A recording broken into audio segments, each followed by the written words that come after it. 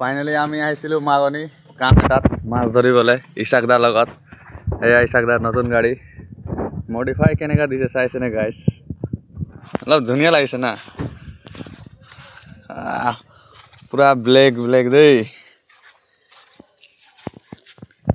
ইয়াতে আহিছিলোঁ মানে অহা সময়ত নবনালোঁ ভিডিঅ'টো, এতিয়া বনাই যাওঁ অলপ। মালিক প্ৰাইভেট গাড়ীত প্ৰাইভেট মানুহ বহি গ'লোঁ আজি আমি। নাই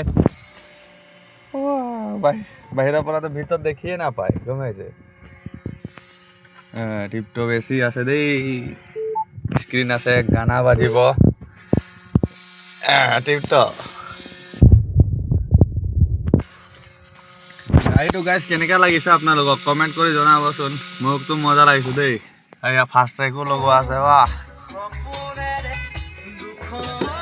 আমাৰ জুবিন দা গান বাজিলে ওলাই যাম আৰু আমি।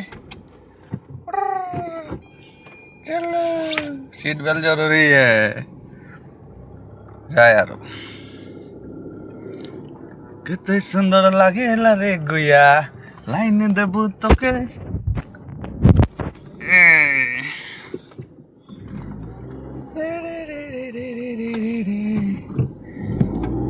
जिंदगी एक सफर।